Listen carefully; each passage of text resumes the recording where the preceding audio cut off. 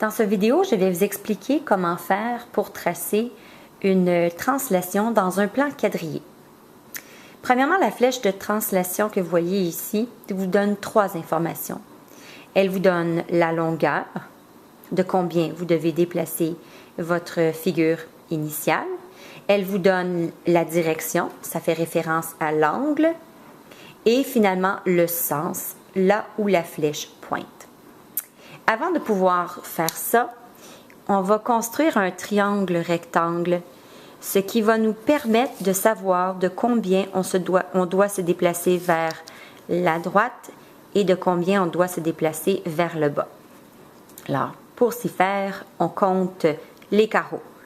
On se déplace vers la droite de 1, 2, 3, 4, 5 carreaux et on se déplace vers le bas de 2.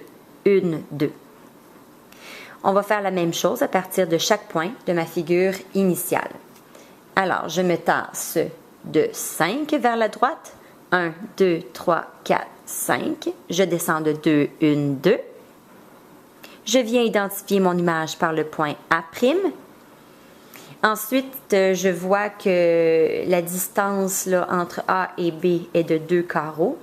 Alors, je peux faire tout simplement la même chose.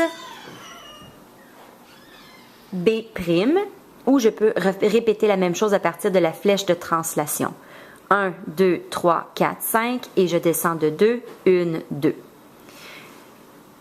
Je vais faire la même chose une dernière fois à partir du point C. Je me tasse de 5 vers la droite. 1, 2, 3, 4, 5 et je descends de 2, 1, 2. C'est l'image du point C que j'ai identifié par C'. Ensuite, ce qu'il me reste à faire, c'est de relier les points.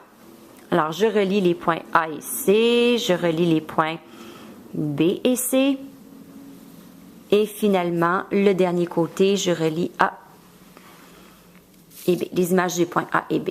La figure qu'on a obtenue ici est identique à celle qu'on avait au départ. Les côtés, par exemple, AB et A', B' sont congrus. Même chose pour tous les autres.